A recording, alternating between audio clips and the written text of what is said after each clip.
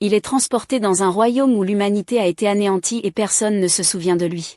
Après que l'humanité a triomphé dans une guerre horrible, Kai Sakuravanto est envoyé dans un univers parallèle où les humains ont été vaincus dans ce combat. Confronté à une entité incertaine sur le fait qu'elle soit un ange ou un démon, le héros est étonné de voir cet être lui demander de l'aide, à lui, un humain. Dans son monde, l'humanité a mené une guerre sans fin contre 4 races ennemies, mais dans ce monde alternatif, personne ne sait qui il est. Flashback avant que cela ne se produise, Kai débarque de son véhicule pour inspecter la crypte pendant exactement 300 secondes. Impatient, ses compagnons attendent l'achèvement de la tâche car, méthodique comme toujours, il ne fait aucun compromis sur une seule seconde. À travers ses jumelles, il observe l'un des piliers du conflit instigé par les démons, qui détiennent un immense pouvoir magique. De l'autre côté de la tranchée, des anges et des elfes, considérés comme des êtres célestes mi-humains, et parmi eux, des esprits sont profondément impliqués dans cette guerre. Des créatures dotées de types particuliers de corps, ainsi que des bêtes mythiques telles que les dragons et les corbeaux, ravagent les champs de bataille avec une férocité sans égale. Avec l'humanité, toutes ces entités ont initié un vaste conflit connu sous le nom de Grande Guerre des 5 races. Kai, en tant que soldat de la Fédération Urza, ne peut pas permettre que ce clash se rallume. C'est pourquoi il surveille sans relâche la crypte où les démons étaient scellés. Après avoir effectué les 300 secondes d'observation, le jeune soldat retourne au véhicule, frustré. Ashran fait remarquer qu'aucun démon n'a échappé au sceau depuis 100 ans, mais Kai insiste sur le fait que leur devoir en tant qu'agence de protection humaine est de s'assurer que cela ne se produise jamais. Ashran affirme qu'il y a 4 cryptes comme celle-ci autour du globe, et cela ne sert à rien si seule leur équipe prend cette tâche au sérieux. Saki, la femme de l'équipe, essaie de calmer leur ami en lui assurant que tout est paisible, mais il refuse de baisser sa garde ne serait-ce qu'un instant. Après le voyage, il retourne chez Vishal dans la Fédération Urza. Lors d'une des sessions d'entraînement, aux côtés d'Ashran inconscient, Kai utilise un mannequin de combat de bêtes mythiques et est averti par le système qu'il est extrêmement dangereux de combattre un adversaire de ce calibre en tant que soldat de bas rang. Ignorant l'avertissement, le soldat attaque la cheville de la bête mécanique, mais n'inflige aucun dommage. Lorsque le dragon est sur le point de l'engloutir, Saki éteint le robot et interrompt l'entraînement au combat. Inquiète, elle prévient qu'il finira par mourir s'il continue à ce rythme imprudent, mais Kai pense qu'il doit repousser ses limites pour que l'entraînement en vaille la peine. Pour ces raisons et d'autres, la fille pense que ce garçon serait entré dans l'histoire s'il avait été né à l'époque de la Grande Guerre des 5 races, tout comme le prophète Sid. Kai se sent honoré par le compliment mais ne se considère pas digne d'un tel accomplissement, malgré la légende très respectée parmi les humains. La fille ne peut pas comprendre qu'un seul homme a vaincu ces 4 héros. Héroïne de la race démoniaque, l'impératrice noire Vanessa, héroïne de la race des dieux sauvages, le seigneur du ciel Alfreya, héroïne de la race des esprits, le souverain d'esprit Rikijin Kyoko, et héroïne de la race des bêtes fantômes, l'empereur Fanrateux. Malgré la désbelief de son partenaire, Kai insiste pour dire que Sid est sorti victorieux de ce combat grâce à l'épée brillante donnée par le dieu prophétique Azura Soraka. Cependant, elle fait remarquer qu'il n'y a pas de photos ou de vidéos du héros humain, contrairement aux autres, donc elle reste sceptique quant à son existence. Parlant de cela, elle va donner un coup de coude pour réveiller Ashran et demande aux garçons ce qu'ils veulent faire pour célébrer la promotion de Jean. Ashran suggère un bouquet de fleurs, mais Saki fait remarquer que Jean est transféré à la capitale royale d'Urzak à 17 ans, la plus jeune de l'histoire à être choisie. Donc quelques fleurs fanées ne rendraient pas justice à un tel accomplissement. En parlant d'elle, Jean envoie un message invitant Kai à se rencontrer demain matin à Terminal 9 devant la statue du chat, mais lui demande de garder sa secret vis-à-vis de Saki et Ashran. Les deux amis commencent à le taquiner à propos de cette prétendue romance secrète, donc il s'énerve et dit qu'il va faire un footing. Le lendemain, il rencontre Jean, car elle sera transférée la semaine prochaine et ne veut pas manquer de voir son ami avant. De plus, elle était en congé malgré l'uniforme qui indiquait le contraire. Il explique qu'il a fait son entraînement matinal et qu'il est directement venu ici, alors elle répond que Kai est le seul gars qui n'est pas intimidé par l'idée de faire du shopping avec elle. Et c'est ce qu'elle aime chez lui. Le plan de Jean est d'acheter un cadeau pour Saki et Ashran avant de se rendre à Urzak, car elle suspecte que tous les trois envisagent probablement le même geste. Et ce sera leur dernière rencontre. Kai pense que c'est une exagération car celui qui a été promu reviendra après 2 ans de formation de cadet à Vishal. Cependant, Jean se rappelle qu'à ce moment-là, Saki et Ashran auront terminé leur service militaire et passeront à la vie civile. Elle pense que seul Kai restera à Urza d'ici là, et le garçon partage cet avis. Fier de son ami, il lui assure qu'elle surpassera même son père dans sa carrière, le chef du quartier général d'Urza. C'est le rêve de Jean depuis qu'elle est enfant et cela a motivé toutes ses ambitions dans la vie. Cela dit, alors qu'ils continuent leur sortie, les deux s'arrêtent pour prendre un morceau à manger, tandis que Jean réfléchit à ce qu'il va prendre pour leurs amis. Après avoir décidé, elle remercie Kai pour sa compagnie. Au cours de leur conversation, elle se souvient du jour où le garçon s'est perdu dans la crypte démoniaque à 10 ans lorsque son père l'a emmené là-bas pour une inspection. Quand il est rentré chez lui ce jour-là, Kai a dit qu'il avait vu l'épée de Sid. Il se souvient clairement de ce jour, tombant dans un vide absolu entouré de créatures terrifiantes jusqu'à ce que, dans sa chute libre, une épée brillante illumine le chemin et attire le jeune Kai. Sakura vers elle. Malgré le traumatisme, Kai n'a jamais partagé cette histoire avec personne d'autre, croyant que personne ne le croirait. Depuis cet incident, il ressent une responsabilité personnelle pour s'assurer que ces démons ne s'échappent jamais de la crypte. À cause de cet état d'esprit, Jean croit que le jeune homme sera toujours avec l'Agence pour la protection de l'humanité dans 2 ans. En parlant de ça, elle lui demande ce qu'il pense que l'avenir réserve au-delà de ces 2 ans. Avant qu'il puisse répondre, Kai est témoin de la désintégration du monde qui l'entoure dans une distorsion statique. Au milieu de ce chaos, un système annonce que la réincarnation mondiale a été activée. Kai est ensuite transporté dans une réalité alternative où les bâtiments de sa ville ont été anéantis, remplacés par un environnement sombre et ravagé par la guerre. Au-dessus de tout cela, un colossal démon émerge derrière les ruines et l'attaque avec de la magie. Réussissant à éviter la mort et sans un moment pour réfléchir, Kai se précipite vers son fusil et tire sur le nouveau sort du démon avec une balle elfique modifiée, neutralisant le sort et surprenant son adversaire. Furieux, la créature charge à nouveau vers lui, obligeant Kai à utiliser ses compétences exceptionnelles en esquive. Il surmonte les obstacles et frappe le démon avec son baïonnette, mais sa peau épaisse rend la lame inefficace. Kai tire alors sur le démon avec une balle draconique modifiée qui imite le souffle des bêtes mythiques, provoquant une massive explosion dans le corps de la cible. Kai est fier d'exécuter les mouvements qu'il a entraînés pour vaincre un démon. Indigné, une autre entité maléfique apparaît, incapable de croire qu'un humain a vaincu l'un des siens. Kai réalise que ce démon parle remarquablement bien la langue humaine. Le démon commente que le moyen le plus simple de contrôler un esclave est de communiquer dans sa langue, choquant Kai et lui faisant réaliser qu'il doit être considéré comme le déchet de ce monde. Le démon sent un danger en Kai et prépare un sort létal jusqu'à ce que Saki arrive dans le Jeep Urza, lance une grenade éclair sur l'entité et sauve son ami. Kai appelle Saki, mais elle ne comprend pas comment cet inconnu connaît son nom. De même, lorsque Kai s'approche d'Ashran, celui-ci est également perplexe face à la familiarité du garçon. Sans comprendre quoi que ce soit, le protagoniste se rappelle que tous les 3 faisaient partie de la même unité à l'Agence pour la protection de l'humanité. Cependant, Saki ne reconnaît pas non plus cette agence car elle est soldat de la Résistance, l'armée humaine rebelle. De plus en plus perplexe, Kai s'interroge sur ce qui est arrivé à ce monde. La fille explique qu'il y a eu un conflit prolongé appelé la Grande Guerre des 5 races et que l'humanité a été vaincue il y a plus de 30 ans. Chaque ville du monde a été envahie par les races ennemies et depuis, les humains survivants se cachent du mieux qu'ils peuvent. Selon Ashran, les autres races se battent encore pour les territoires conquis et la Fédération Urza a été envahie par des démons, forçant tous les habitants à fuir.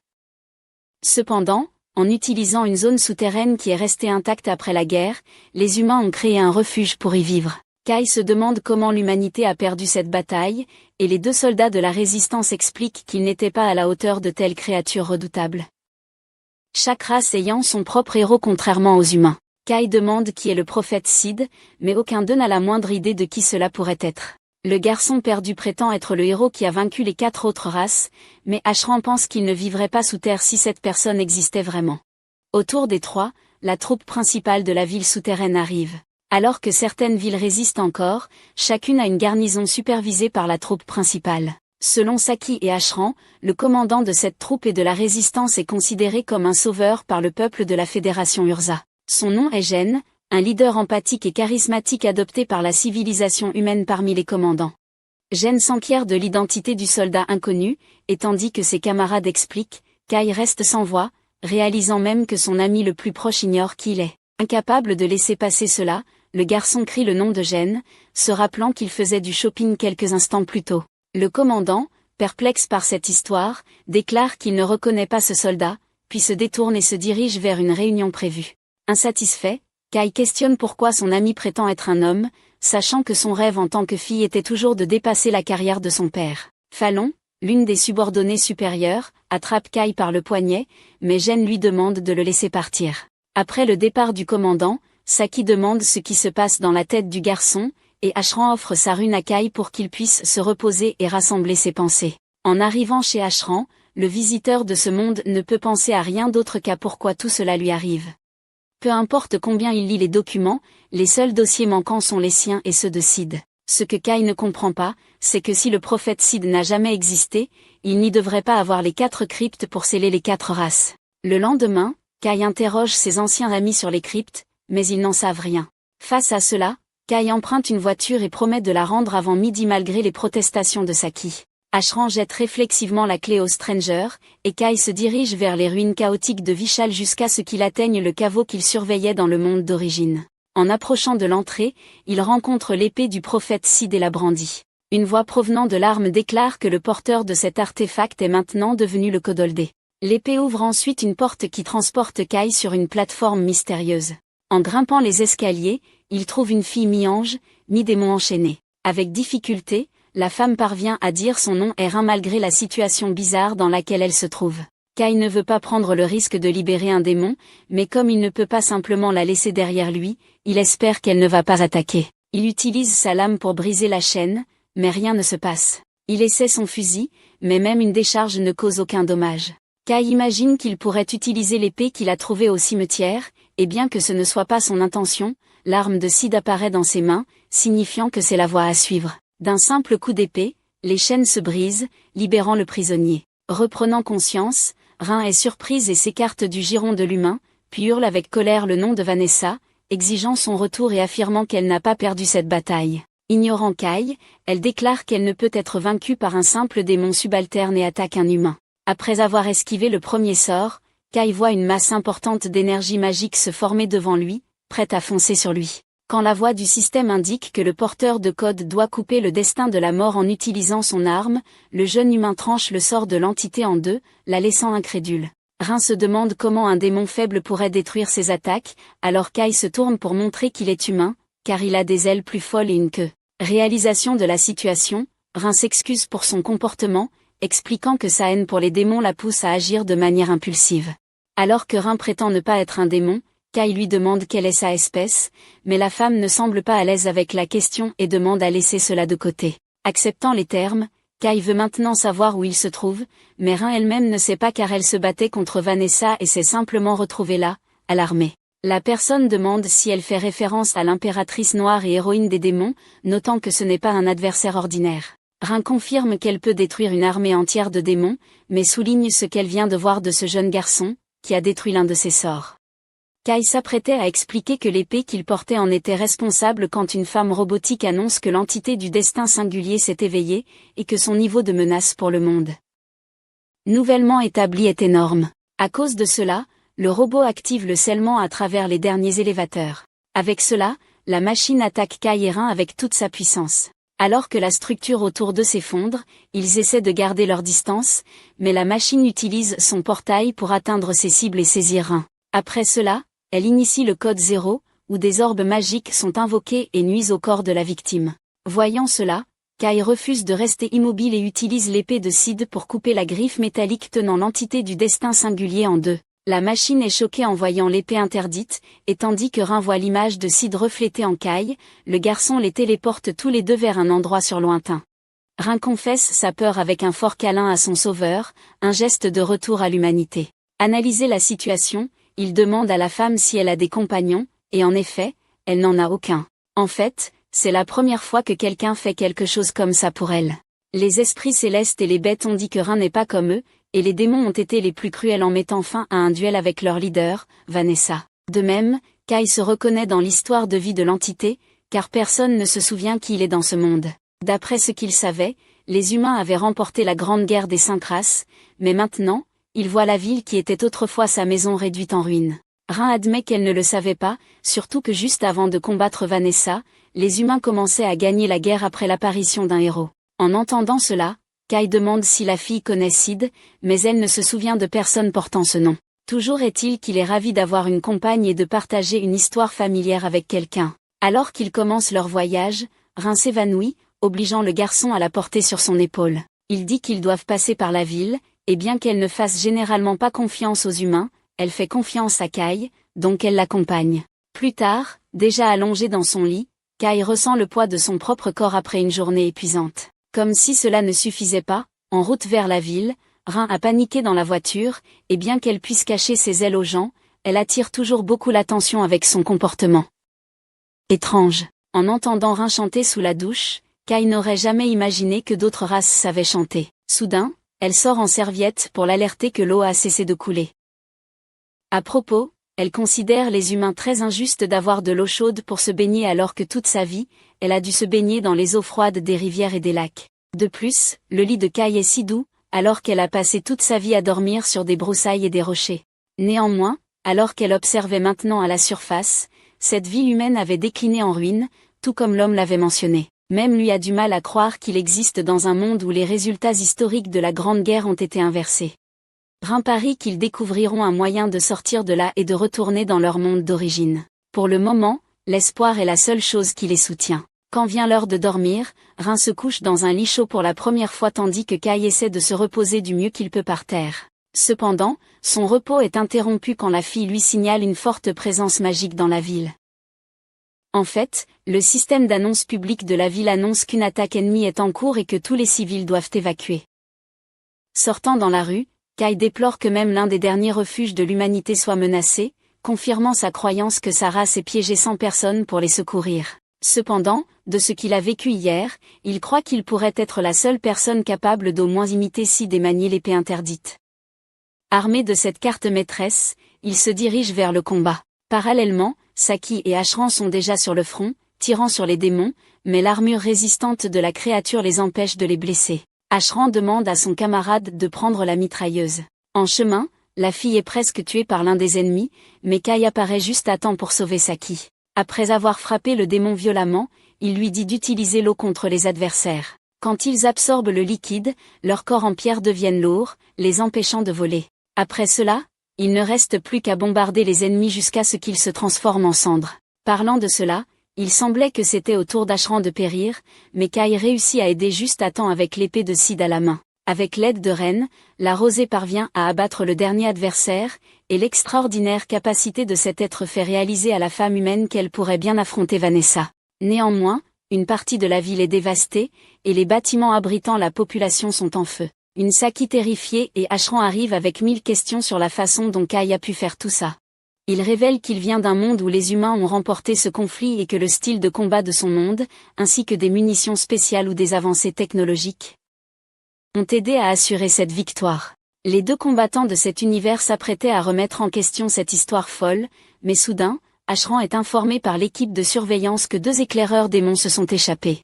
Sans tarder, le combattant court vers leur quartier général, prévoyant déjà le pire car maintenant les démons savent où se trouve le refuge et reviendront avec encore plus d'unité la prochaine fois. Saki demande à Kai de les accompagner au QG car Jen pourrait avoir besoin de sa force dans cette guerre. En chemin, Kai demande si le QG de l'armée rebelle de la Fédération Uriza n'est pas dans la capitale royale en ruine, mais Ashran pense que précisément à cause de cela, les démons ne penseraient jamais que des humains s'y trouvent. Saki explique que cette idée provient de l'ancien commandant, le père de Jen, qui a pris sa retraite il y a 2 ans à cause d'une blessure, passant le titre à son fils quelque temps plus tard. Au quartier général, les officiers sont incrédules que l'homme et l'entité viennent d'un monde alternatif où la guerre a été gagnée. Jen veut savoir quel est le lien entre elle et Kai dans ce monde différent, puisqu'il lui a parlé comme s'il la connaissait. Kai explique alors qu'ils étaient amis d'enfance et que Jen a toujours dit qu'elle voulait être comme Ogeger. En entendant ces noms, Jen est stupéfaite et met abruptement fin à la réunion. Cette nuit-là, Fallon frappe à la porte de Kai pour l'informer que le commandant l'attend. À son arrivée, le garçon voit son amie sans son déguisement masculin, et elle révèle que seul Fallon et les vétérans directeurs savent qu'elle est une femme. Elle exprime alors sa surprise que Kai connaisse les surnoms de son père et de son grand-père, Ogeger. Pour cette raison, malgré le fait de ne pas croire tout, elle considère la possibilité que l'étranger dise la vérité et demande son aide pour contacter les 5 autres centres de résistance et encercler les démons qui envisagent d'envahir le refuge Myovachal. Rin soutient que même si la mission réussit, cela ne ferait que provoquer davantage les démons, qui riposteraient avec encore plus de force. Mais Jen ne voit pas d'autre option. Ainsi, Kai propose d'attaquer la capitale royale, en ciblant l'impératrice noire Vanessa. Croyant que l'homme est fou, le commandant lui rappelle que ce démon a été responsable de l'anéantissement de l'armée de défense de la capitale il y a 30 ans et de la prise du palais. En réponse, Kai mentionne l'histoire de Sid, qui a vaincu à lui seul le champion du démon, et estime pouvoir faire de même. Doutant du jeune guerrier, le commandant lui demande pourquoi il semble si désireux de risquer sa vie pour cette mission. Kai souligne qu'il a vu Ashran et Saki risquer leur vie au combat, et même s'il retournait dans son monde d'origine, il ne pourrait pas leur faire face s'il les laissait mourir dans le monde alternatif. Enfin, il élabore un plan basé sur la croyance que les démons se soucient plus des autres races que des humains, donc la plupart de leurs forces sont stationnées près des frontières. Avec probablement seulement environ 10% de leur force totale dans la capitale royale. Il suggère que pendant qu'il combat Vanessa, l'armée rebelle occupe ces 10%. Jen est d'accord pour dire qu'ils peuvent retenir les ennemis un moment, mais elle craint que la plupart de ses troupes ne soient mortes avant d'atteindre le palais. Dans cette optique, Fallon suggère de pénétrer par les souterrains car il y a une ligne de chemin de fer souterraine derrière le palais que la famille royale utilise comme route d'évasion. Surprise, Jen demande pourquoi elle n'a pas été informée de ce chemin de fer auparavant, et la combattante répond que le père de Jen ne voulait pas qu'elle se mette en danger à ce point. Donc il demande à ses subordonnés d'omettre cette stratégie. Cela dit, le commandant annonce une réunion pour reprendre enfin la Fédération Urza. Alors que les préparatifs de l'attaque touchent à leur fin, Min réfléchit à sa haine pour les démons, les esprits, les bêtes mythiques, les célestes et les humains. Cependant, elle se déteste le plus pour être un mélange de tous ces êtres. Pourtant, elle reconnaît que Kai n'a jamais eu peur d'elle, l'acceptant même, quelque chose qu'elle n'avait jamais expérimenté, habituée à la haine. Rin souhaite profondément que cet humain ne meure pas. Alors que les véhicules de bataille partent, l'armée rebelle de la Fédération Urza se dirige vers le palais du gouvernement par un passage souterrain pour lancer son attaque. Pendant que le groupe principal occupe les démons, Saki et son équipe doivent libérer les captifs dans le sous-sol et éliminer Vanessa au sommet de la hiérarchie. Jen donne les ordres, et Saki voit en son leader l'espoir de victoire. Sa seule inquiétude est d'être dans le groupe qui affrontera le démon de front. Dans une brusque explosion, elle s'interroge sur la capacité des 4 membres dans le véhicule blindé à accomplir une mission aussi difficile. Kai souligne que la priorité est d'atteindre rapidement Vanessa et de tenir jusqu'à l'arrivée des renforts, et non de prendre d'assaut le palais comme Rambo. Il fait confiance uniquement à Saki et Ashran pour l'accompagner. Rin caresse la tête de Saki pour la calmer, et à sa grande surprise, Saki se calme. Rin fait remarquer que Saki est assez forte pour affronter les forces ennemies. Bien que Vanessa soit une adversaire coriace, si l'impératrice des ténèbres refuse de mourir, Rin est prête à se faire sauter avec elle.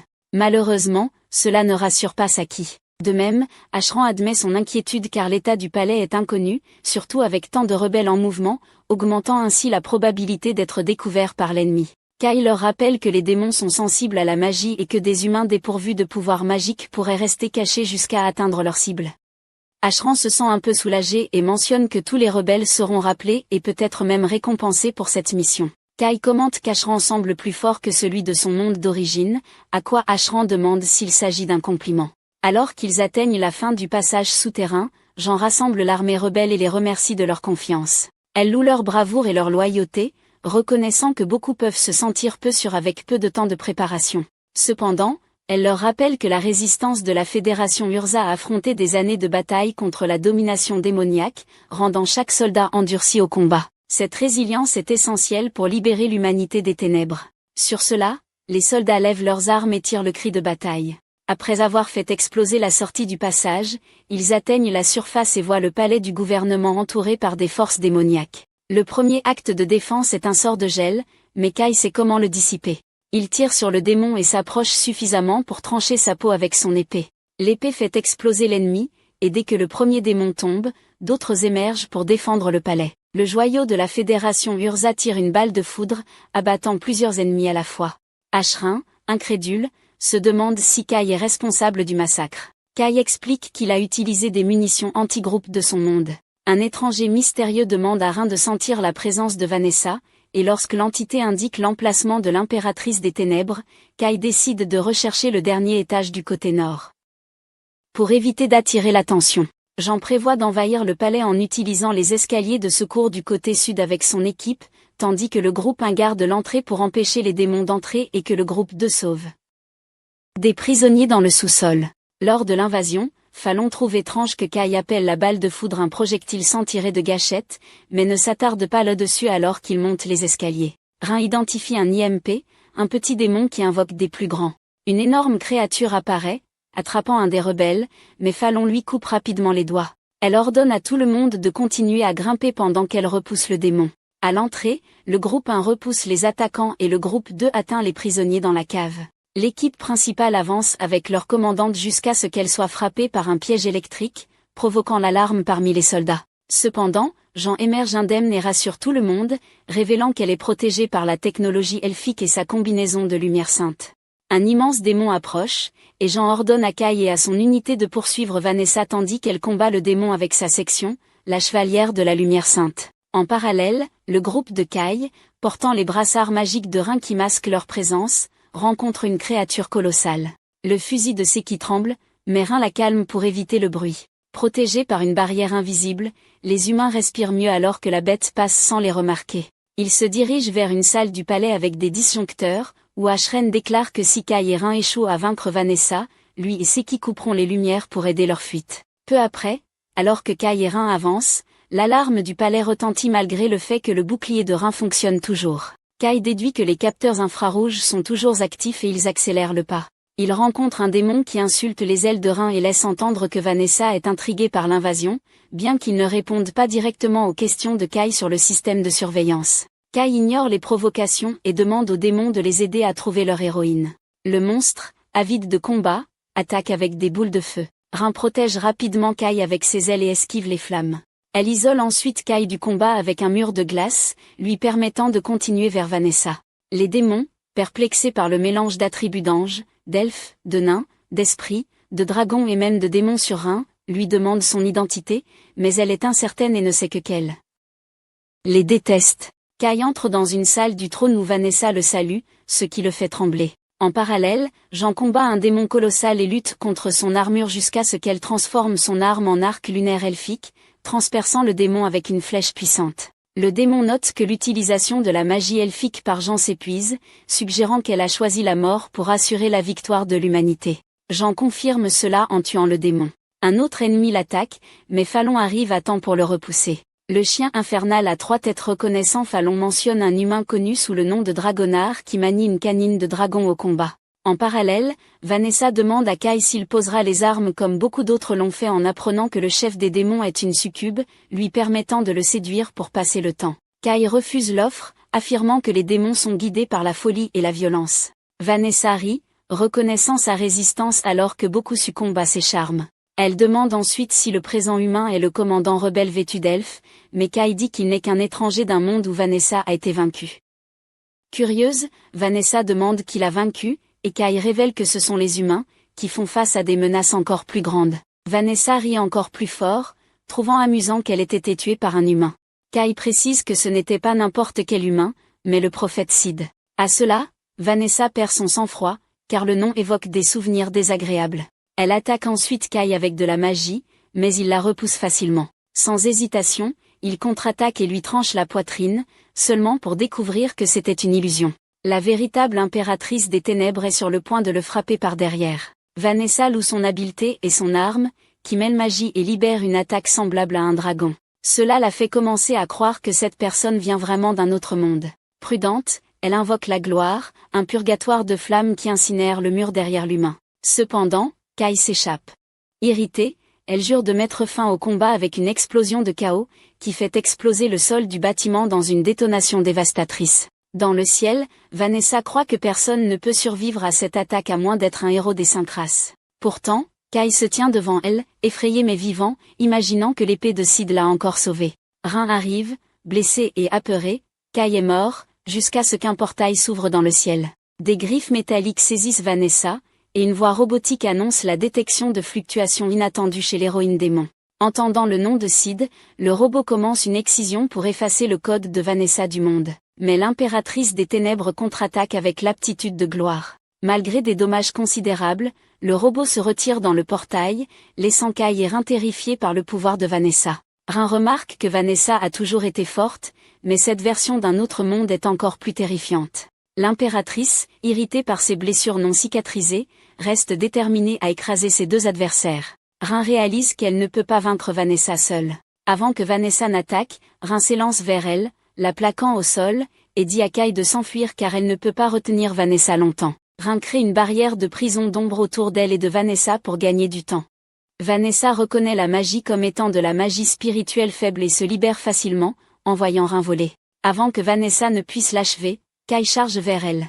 Il réussit à bloquer la plupart de son attaque, mais il finit tout de même gravement blessé. Rin est dévasté, croyant que Kai est mort, tandis que Vanessa se moque d'elle, lui demandant si elle compte venger Kai ou fuir. Énervé par Vanessa, Rin jure de lui faire payer. Elle libère toute sa puissance, se transformant et montrant les traits de toutes les 5 races. Amusée, Vanessa note la nouvelle force de Rin, mais se demande pourquoi Rin ne l'a pas utilisée plus tôt pour aider Kai à s'échapper. Rin, cessant de jouer, assène un coup puissant à Vanessa, correspondant à sa force.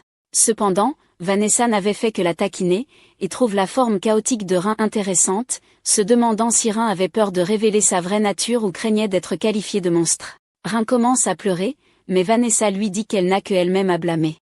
En tant que héroïne démoniaque, Vanessa fera ce qu'elle veut. Rin avait eu l'occasion de sauver Kai, mais elle a hésité par peur, ce qui a conduit à la mort de Kai. Bien qu'elle déteste l'admettre, Vanessa a raison. La mort de Kai est de sa faute. Cependant, cela n'a plus d'importance maintenant car rien ne peut ramener Kai. Maintenant, Rin veut juste mourir et prévoit d'emporter Vanessa avec elle. Elle saisit la main de Vanessa pour lancer une malédiction, et avant que Vanessa ne réalise quoi que ce soit, des gouttes de sang commencent à perler de sa peau, drainant sa force vitale. Aucune défense ne peut arrêter cela. Les gouttes continueront de tomber jusqu'à ce que Vanessa et Rin meurent toutes les deux. Normalement, cela signifierait la défaite pour Vanessa, mais elle a un dernier tour dans son sac. Rin s'effondre soudainement, et Vanessa explique que la malédiction dépend de la puissance magique du lanceur. Bien que Rin ait généralement assez de magie pour réussir, elle est sur le territoire de Vanessa, où elle a mis en place des défenses contre d'autres races. Un grand cercle maudit affecte les esprits, les bêtes magiques et les célestes, le rendant 3 fois plus puissant sur Rin, qui est un mélange des 3. C'est incroyable que Rin ait tenu aussi longtemps, mais maintenant elle ne peut pas venger Kai. Elle s'assoit simplement et s'excuse de lui avoir fait défaut. Vanessa en a assez des tentatives pitoyables de Rin, alors elle se prépare à l'achever d'un coup final. Cependant, juste avant que Rin ne puisse être vaincu, l'attaque est déviée par Kai, qui est étonnamment toujours en vie. Kai rassure Rin en lui disant qu'elle n'a rien fait de mal et que son combat avec Vanessa lui a donné suffisamment de temps pour se réveiller. Rin et Vanessa sont choqués de voir Kai en vie, alors Vanessa demande comment il a survécu à une attaque qui aurait dû être fatale.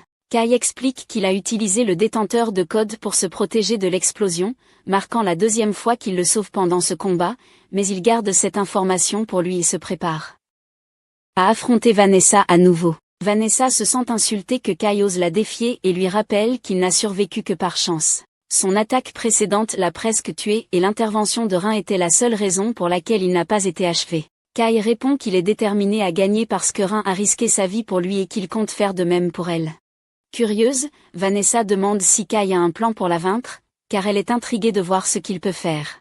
Les humains prétendent toujours qu'ils vont lui montrer leur potentiel, mais elle n'a jamais été impressionnée. Le héros des esprits, le héros céleste et le héros bête sont tous des ennuyeux pour elle, mais elle respecte au moins leur force. Quant aux humains, elle ne trouve personne digne de son respect, à part Kai, qui prétend pouvoir être assez fort pour devenir le héros de l'humanité. Kai lui dit qu'il ne veut pas être un héros mais accepte de lui montrer le potentiel des humains.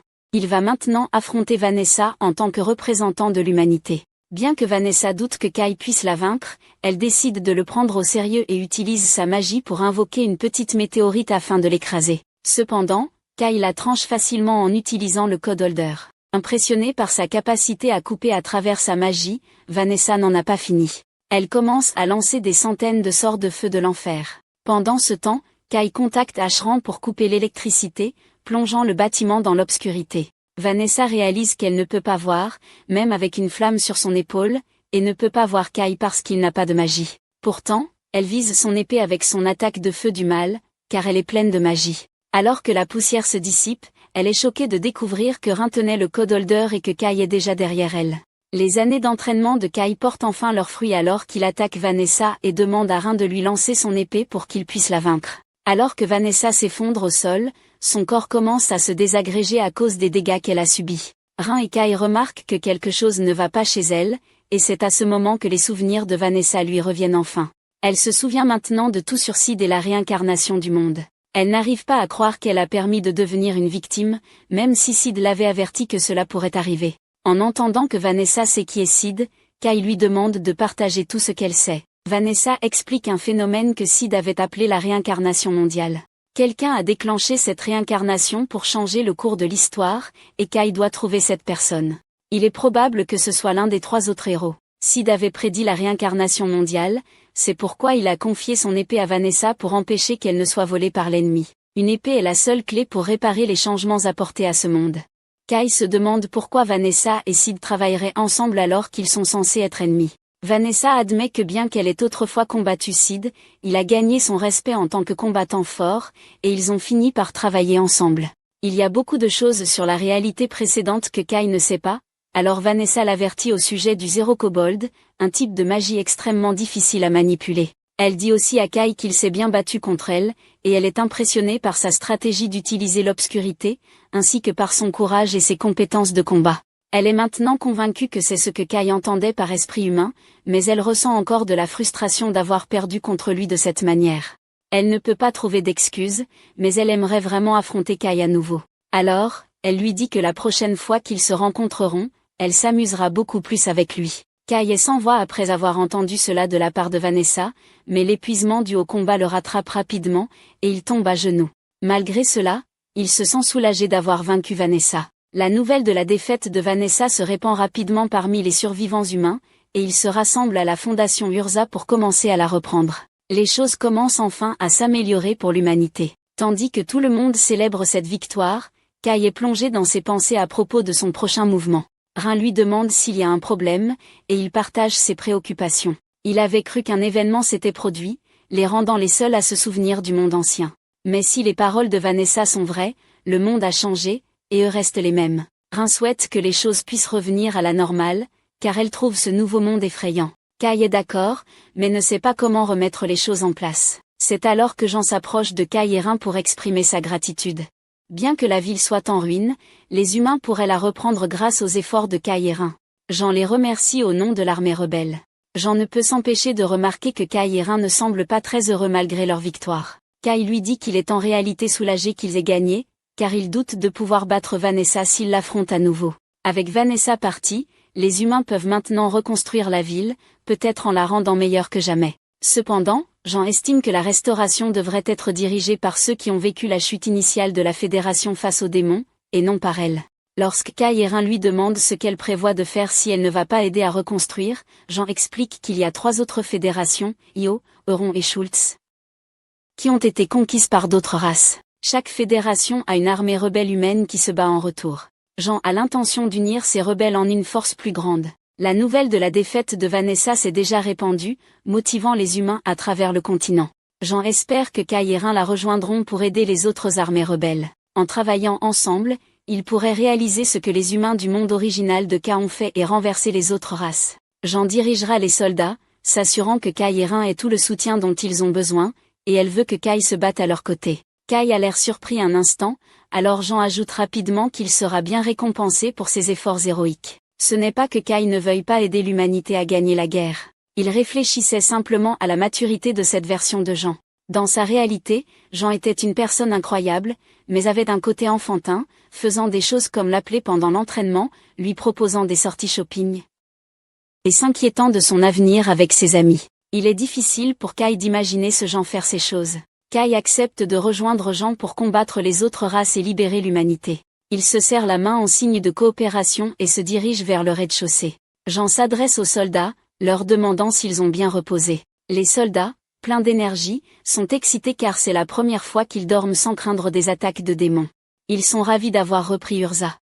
Jean présente ensuite le plan pour reprendre les autres fédérations. Pendant ce temps, Kai parle à Rin, lui disant qu'il prévoit de mettre fin à la guerre des 5 races lui-même. Si ce monde manque d'un héros pour le sauver, il se lèvera et sera le champion de l'humanité. Il jure également de trouver la personne responsable de la réincarnation du monde et de le rétablir à la normale.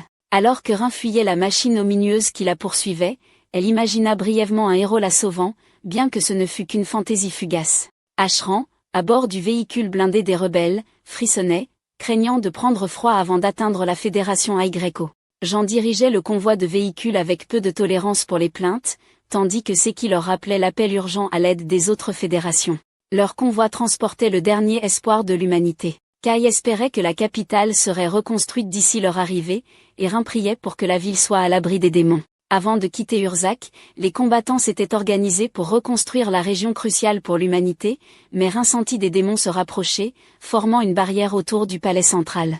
La sœur de Vanessa a rapidement identifié celle qui avait renvoyé sa sœur en enfer. Kai s'est protégé d'une attaque démoniaque en utilisant son pouvoir de porteur de code, mais Rin avait le pas pour le protéger.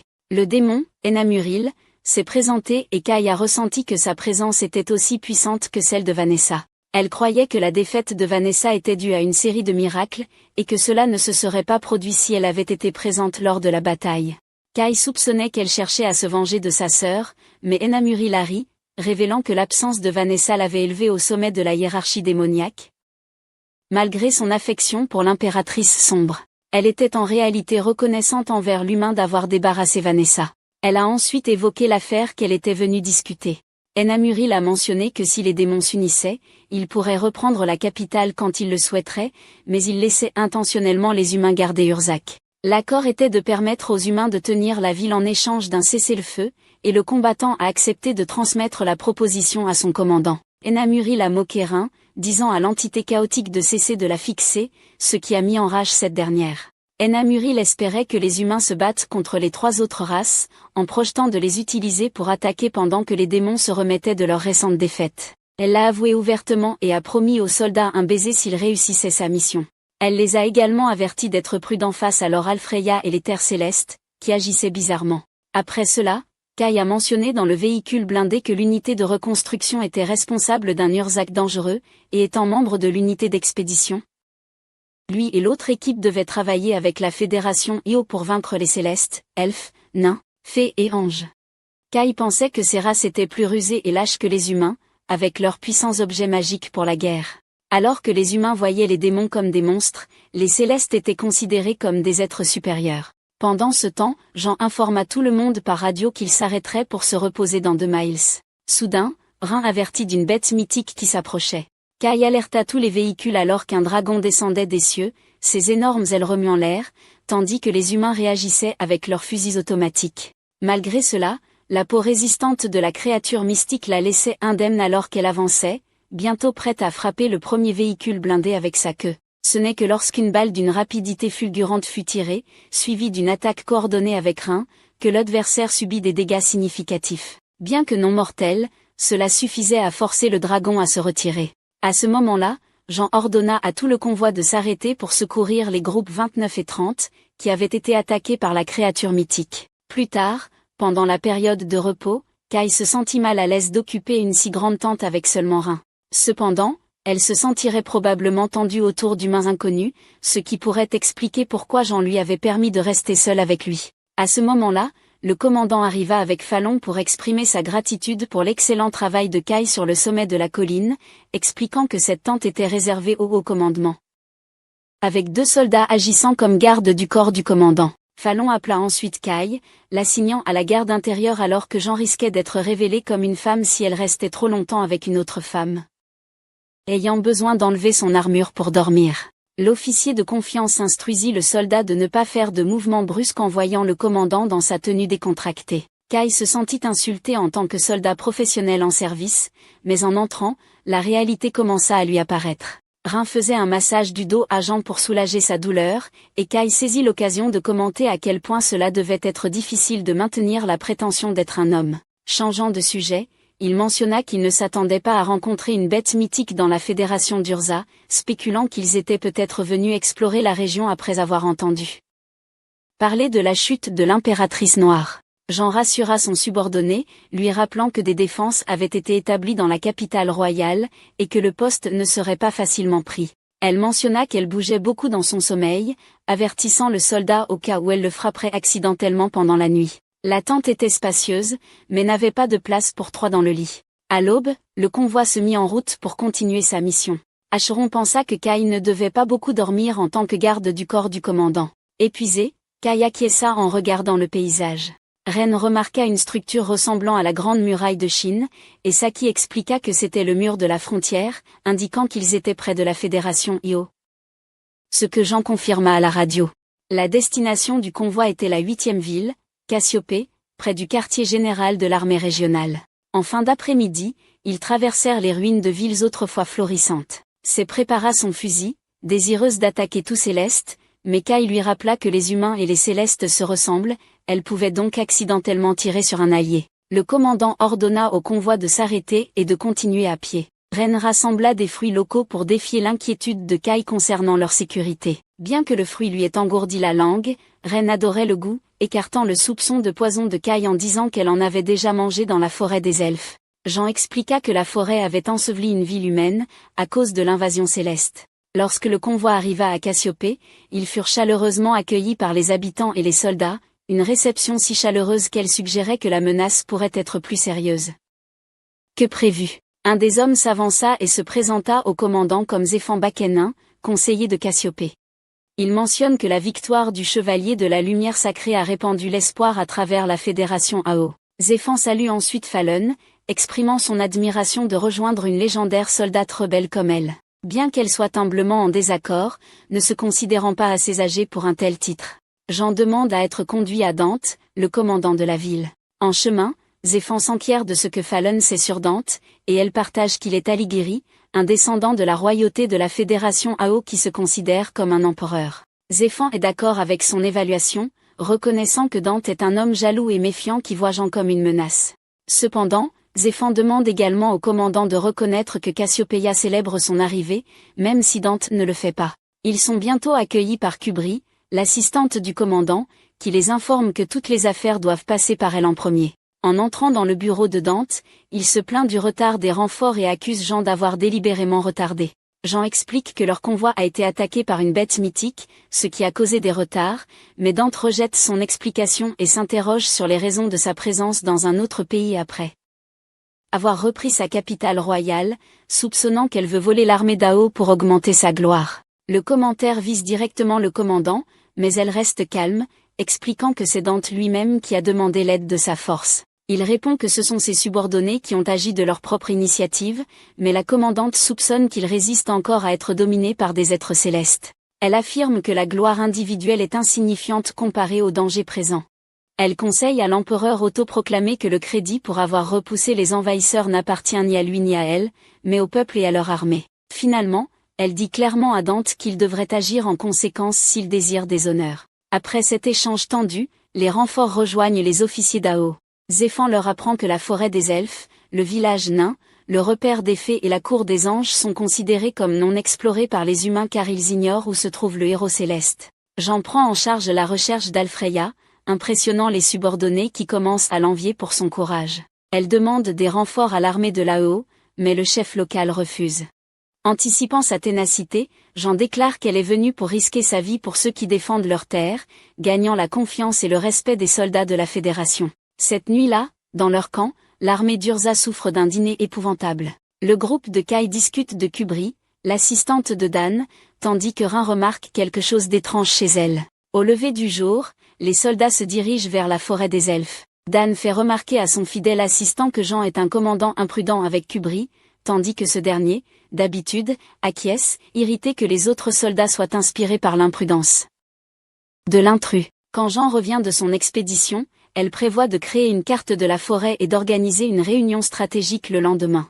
Le commandant révèle les itinéraires de patrouille des elfes basés sur les traces qu'ils ont découvertes la veille, et cette intelligence permet le lancement d'une attaque contre les Célestes. Bien que les soldats Ao soient impatients de combattre, Dante n'est pas du tout ravi de voir ses troupes influencées par le charisme de Jean. Kubri conseille à sa leader d'accomplir une action significative pour sécuriser son statut d'empereur, en suggérant qu'il mène personnellement les soldats dans la forêt elfe. En adhérant à cette idée, Dante informe son conseiller qu'il a déjà déployé une unité volante pour explorer la forêt elfe. Zéphane pense que cela pourrait causer des tensions dans la coordination entre les armées d'Urza et d'Ao, mais Dante n'en est pas préoccupé. De plus, il ordonne que cette opération reste confidentielle. Par ailleurs, Rin soupçonne que l'adjoint de Dany, Kubri, ne soit peut-être pas humain. En même temps, au sommet d'une structure étrange, une figure étrange portant une poupée métallique dans son dos s'approche de quelques clercs. Ils essaient de se défendre, mais le grand vieillard est paralysé et un autre mage est renversé, bien qu'il survive à la chute. Une elfe se réveille dans une cabane et entend plusieurs voix dans son esprit par télépathie. Les voix sont soulagées que la prêtresse Ririn soit en vie, mais elles sont toujours très préoccupées par le grand vieillard. Ririn demande à tout le monde de rester calme, promettant d'expliquer tout dès qu'elle rencontrera les fées et les nains. Une voix demande quoi faire des humains capturés, mais la prêtresse ne savait même pas à ce sujet. Quant à Jean, le dernier contact avec Dante était hier matin lorsque les communications ont été coupées et personne ne sait où il est. Kai pense que Dante est influencé par quelqu'un et soupçonne rapidement son assistant Kubri, imaginant qu'elle pourrait être une espionne pour les elfes. Si c'est vrai, il pourrait y avoir plus d'ennemis au sein de l'armée d'Ao, rendant important pour l'unité d'Urza d'enquêter. Il trouve des dizaines de fusils inactifs éparpillés sur le sol, ce qui indique peut-être que Dante et son bataillon sont tombés dans un piège. Un cercle magique est dessiné sur un arbre à proximité, bien que Jean ne trouve pas ce piège particulièrement difficile à remarquer. Cependant, Kai souligne le véritable danger au-dessus d'eux. En levant les yeux, Jean voit d'innombrables feuilles, chacune avec un cercle magique différent, et réalise l'intelligence des êtres célestes. Si Kai ne l'avait pas signalé, elle aurait pu confondre les cercles avec la lumière du soleil qui filtre à travers. Kai mentionne qu'il y avait des archives dans son monde concernant cette technique, ce qui lui a permis de la reconnaître à l'avance. Il mentionne que les elfes placent de nombreux pièges très proches les uns des autres. Rin détecte l'odeur d'un elfe à proximité, mettant le groupe en état d'alerte. Suivant la conduite de Kai, le groupe se demande s'il sait vraiment où il va, mais il les rassure en disant que Rin a une formation spéciale pour détecter la magie. Guidée par l'odeur, l'équipe atteint une structure ruinée, où l'odeur disparaît subitement, déclenchant un sort de téléportation qui les transporte dans une autre partie de la forêt. Saki accuse Ashran d'avoir touché Sagia, mais il affirme qu'elle s'est frottée contre lui. Falon leur ordonne de se taire et scanner les environs. Soudain, une fée apparaît, heurte la jambe d'Ashran, après s'être relevée, demande d'où il vient, le prenant pour un elfe. Quand il explique qu'ils sont humains, la fée s'enfuit de peur d'être mangée et atteint rapidement un village gardé par des elfes. Alors que les humains arrivent, les elfes préparent leurs flèches, mais leur chef leur ordonne de se tenir tranquille. La leader elfe, surprise que des humains aient activé le portail, échange des mots avec Jean, qui la reconnaît comme Kubri, l'assistante commandante de Dante. Jean s'informe du sort de Dante. Kubri les informe que tout le monde est vivant, mais qu'ils ont inhalé de la poussière d'une colonie de plantes paralytiques, les laissant immobiles pendant des jours. Jean exige la libération des prisonniers, mais l'elfe insiste sur le fait que les humains doivent se battre contre les anges. Kai remet cela en question, notant que les elfes et les anges ont été alliés, mais Kubri révèle qu'ils ont été trahis. Ririn les attend, alors ils suivent l'elfe jusqu'au village. Lorsqu'ils rencontrent la prêtresse, elle note que c'est la première fois que des humains entrent dans le village elfique, mais cela ne signifie pas qu'ils sont les bienvenus. Curieuse, elle demande si le chevalier de la lumière sacrée et ses hommes ont vraiment vaincu Vanessa, l'impératrice des ténèbres. Jean confirme, ajoutant que l'armure qu'elle porte est un vêtement elfe trouvé il y a 10 ans après avoir vaincu des démons. Sans elfe blessé, Ririn laisse tomber et propose un marché. Si les prisonniers sont libérés, Jean et ses troupes doivent sauver le grand ancien de leur Alfreya. Kai est choqué que le héros céleste ait capturé une figure aussi importante, et Ririn, perplexe, se souvient qu'Alfreya était autrefois gentil et chaleureux. Jusqu'à ce qu'il décide que les elfes, les nains et les fées devaient s'incliner devant les anges, déclenchant une révolte. Elle avait accompagné l'ancien pour faire appel à Alfreya, mais il a refusé et a capturé l'ancien. Kai se demande si un elfe pourrait défier directement les anges et réaliser le sauvetage. Le prêtre est d'accord, mais Falan avertit que cela pourrait être un piège, avec des elfes et des anges unissant leurs forces pour écraser la résistance humaine. Pour prouver l'honnêteté de la prêtresse, Kubri offre sa vie, prête à accompagner les hommes au palais de l'ange. S'ils découvrent que Ririn a menti, ils peuvent tuer Kubri à tout moment. Malgré son offre courageuse, Falan refuse, affirmant que la vie de la prêtresse elfe ne vaut pas plus que celle des 6 combattants humains et des 20 otages. Pour équilibrer le risque, Ririn insiste pour se proposer comme garantie, malgré la dévastation de Kubri face à la perte potentielle du grand ancêtre. Ririn est ferme, disant que c'est le seul moyen d'éviter une guerre entre êtres célestes. Elle ordonne aux nains et aux fées à proximité de ne pas attaquer. Ensuite, Ririn appelle la petite fée, Silk, qui lance un sortilège qui rapproche de grandes vagues du rivage, offrant un endroit aux humains pour se reposer pendant que les détails sont discutés. Alors que la nuit tombe, Kai regarde Rin dormir près de leur feu de camp. Ririn, intrigué par le fait que les humains restent éveillés sans allumer de feu, les assure qu'elle ni aucun elfe n'a l'intention d'attaquer. Kai se détend légèrement.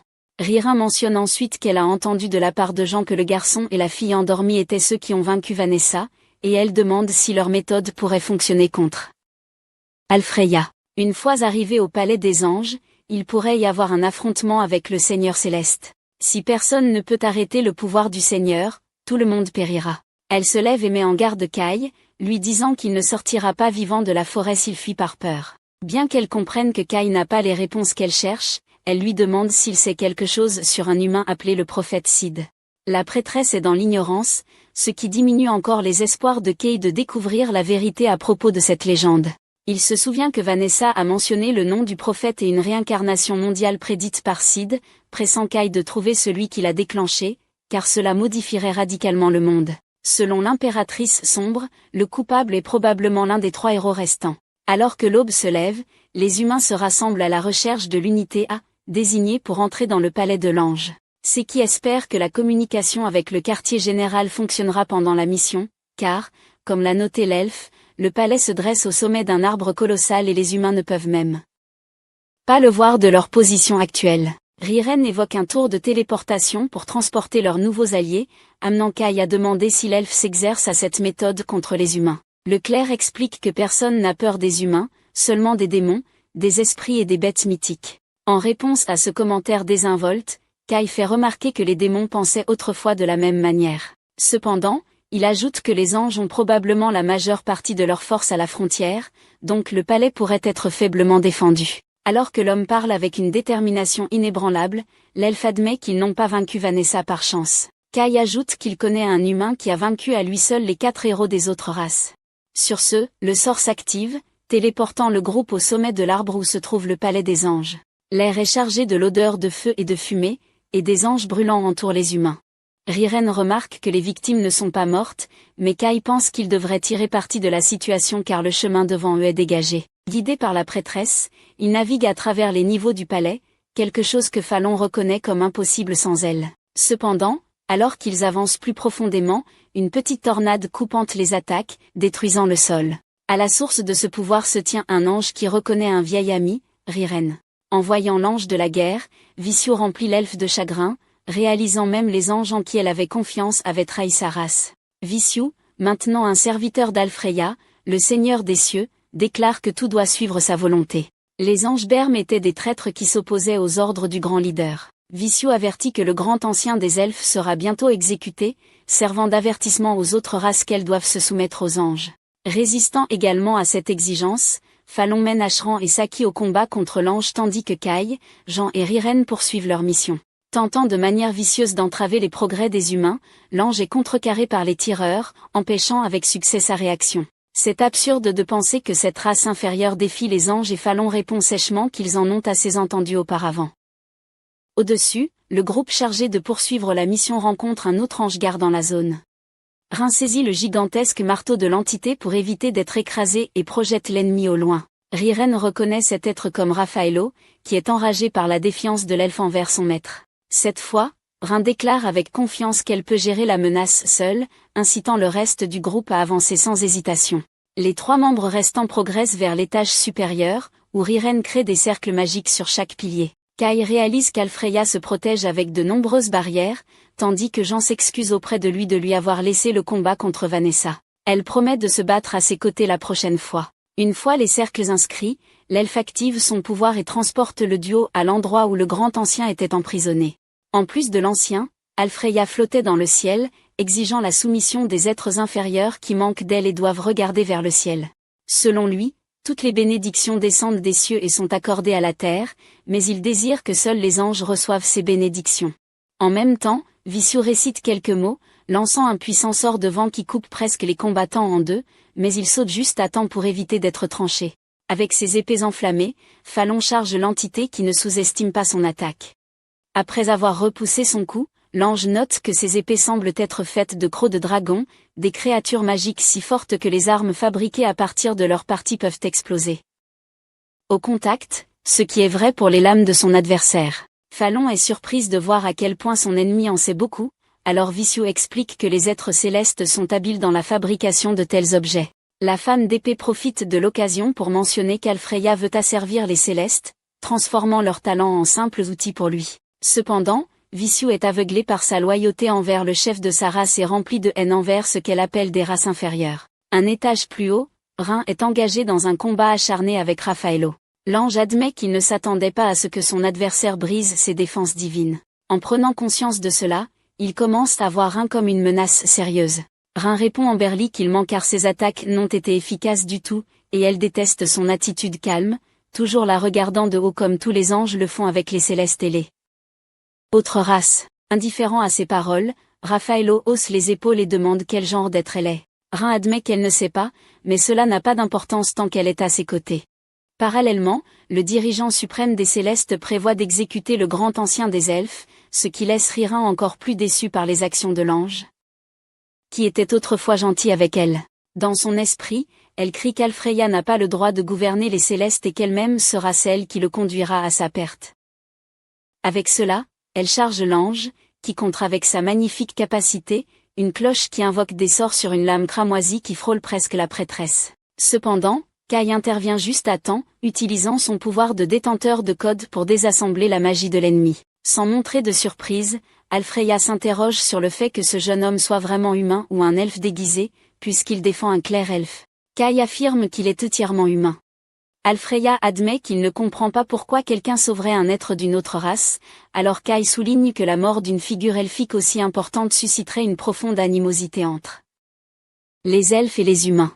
Alfreya répond que l'existence de Kai et Ririn est très différente, déclarant que même avec les jugements variés de Kai, il serait toujours réduit en cendres comme l'elfe, ce qui ne s'est pas produit à cause de cette épée inhabituelle. Kai saisit le moment pour expliquer que cette arme était suffisamment puissante pour résister à la magie de l'impératrice noire Vanessa, et peut donc confronter Alfreya également. En entendant cela, le Céleste éclate de rire et traite Vanessa de démonville, si pitoyable qu'elle a été vaincue par un simple humain. Imperturbable, Kai doute qu'Alfreya soit en position de se moquer de l'héroïne démoniaque puisque, au moins, elle n'a pas tenté d'exécuter ses propres partisans comme l'a fait l'ange. Pourtant, l'ange ne perd pas son sourire, expliquant que c'était sa décision après tout. Il est une bénédiction divine, l'étoile la plus noble et rayonnante qui existe, n'ayant aucune intention de considérer quiconque désobéissant à son autorité comme un subordonné. Jean, fatigué de son discours arrogant, tire une flèche magique de son arc lunaire.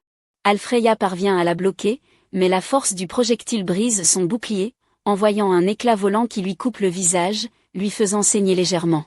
L'ange demande à l'humaine si elle comprend les conséquences de manier un arc elfe avec son corps mortel. Cependant, le commandant croit que la force vitale drainée de son corps est un petit prix à payer pour la victoire. Elle tire rapidement une autre flèche vers Alfreya, qui contre avec un rayon céleste. La flèche ricoche sur la magie de l'ange et rebondit vers Jean, mais elle reste indemne, protégée par sa tenue de lumière sacrée. Avec cela, le héros céleste jure de ne pas pardonner à cette humaine d'utiliser l'équipement sacré des elfes. Il ouvre alors un cercle magique dans le ciel, invoquant une pluie de foudre. Riren appelle le bouclier de la troisième princesse pour se protéger de l'attaque, et elle et Kai se précipitent pour libérer le grand ancien. Alfreya tente de les arrêter avec la lance de punition divine, mais lorsque Riren essaie d'utiliser le bouclier de la quatrième princesse, la lance le transperce. Kai dévie l'attaque avec son épée, et Riren saisit l'occasion pour frapper le cristal avec son poignard. Cependant, son arme se brise au contact du matériau emprisonnant l'ancien.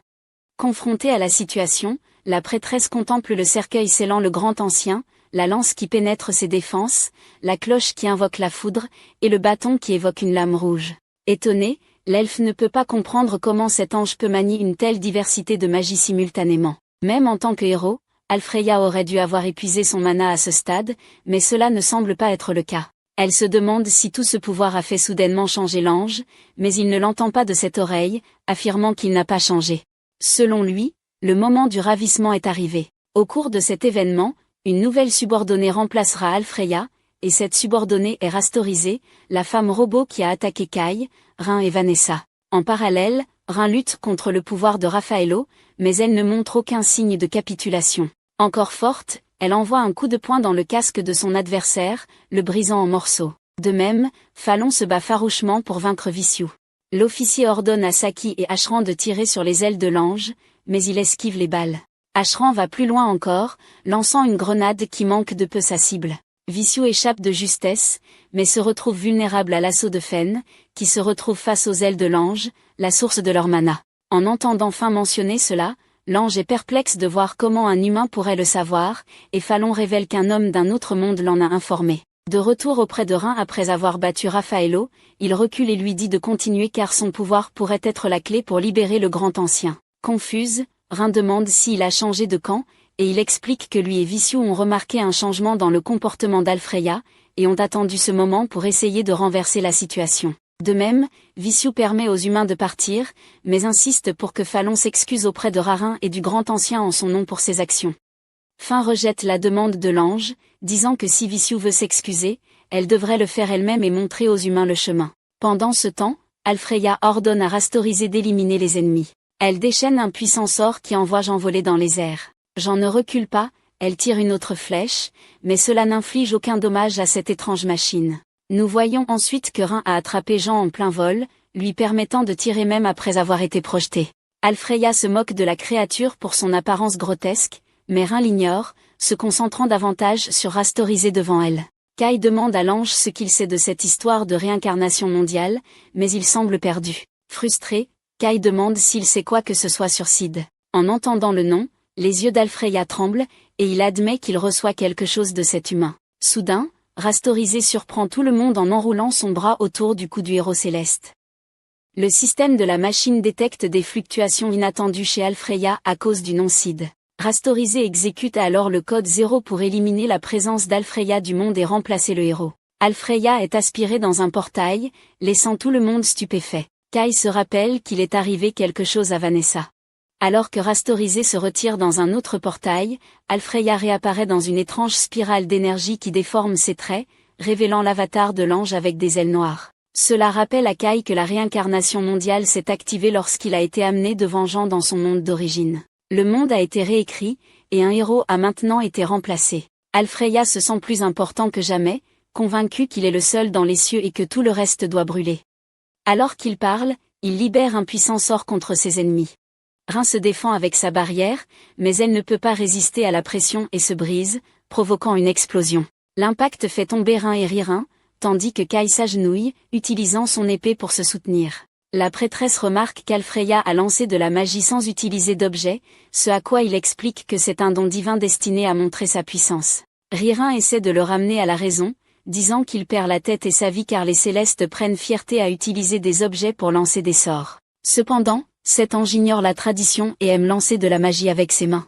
Agacée, Alfreya attaque à nouveau, ce qui pousse Ririn à rassembler toutes les princesses gardiennes pour invoquer la 6e princesse, formant ainsi une barrière magique à 6 couches. Le sort de l'ange brise les 2 premières protections mais s'arrête à la 3e. L'elfe affirme que peu importe à quel point Alfreya est puissant, aucune attaque ne peut percer les 7 princesses gardiennes. Mais Alfreya prouve qu'elle a tort en utilisant l'épée divine, le don du roi, une lame qui coupe facilement à travers les boucliers et frappe Ririn. Kai intervient pour bloquer l'attaque, rappelant à Ririn qu'elle croit au retour de la véritable Alfreya. Cependant, l'ange l'ignore, se demandant ce qu'un simple humain pourrait savoir à ce sujet. Kai répond en disant qu'il comprend qu'Alfreya n'est plus celle que Ririn vénère ou le leader des Célestes, mais une simple imitation d'un héros.